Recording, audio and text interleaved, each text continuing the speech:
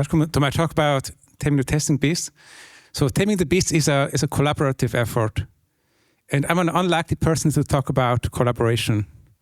I used to be the lone coder. I knew how to write great code, and I was convinced that sharing a code base would lead to poor quality code.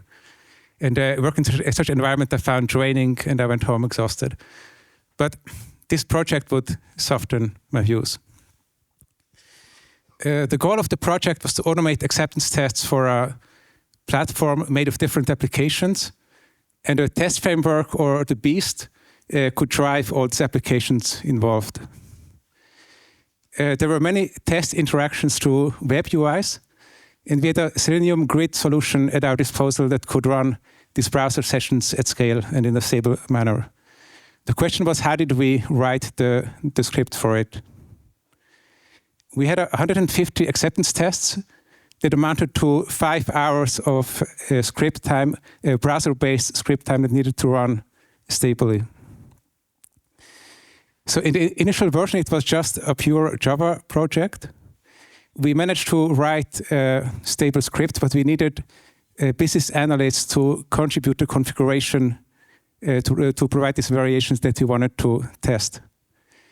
So in the next phase, we externalized all the configurations into a datasheet, and business loved this solution and they multiplied the test base, but it was not a good solution to drive the different scenarios through the application. So in the next iteration, we introduced workflows. Now BAs could capture dynamic workflows through a web form and provide data for it.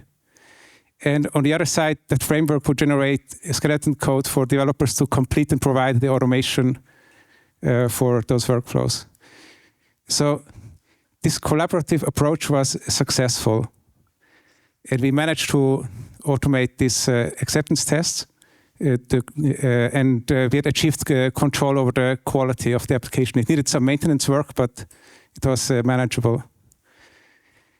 And the beauty was also that we had created an environment where both disciplines could contribute effectively, and working in that team energized me and didn't drain me like sometimes in the past.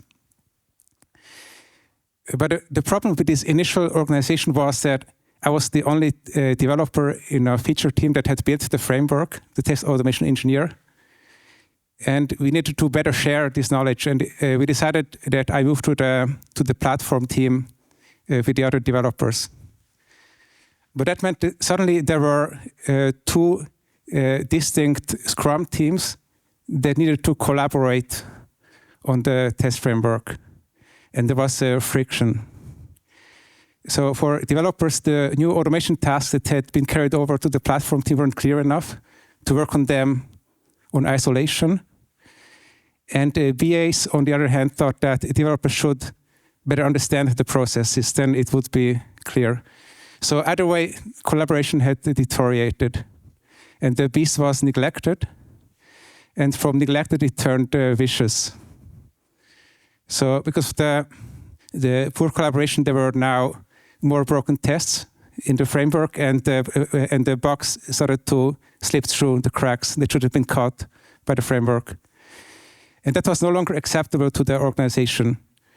So what they did, they introduced more rules, the rights and obligations, which defined what to do for both parties. And this stabilized the situation, but it wasn't ideal because there was now more bureaucracy. So if you look at the whole project, we managed the engineering phase, but happiness fell during organization.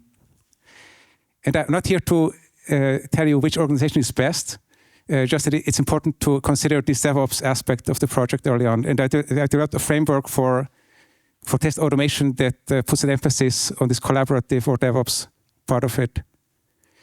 Currently, it's based on 3 projects, and I'm curious about your input, and I will be the sparring partner for your testing project. Thank you very much.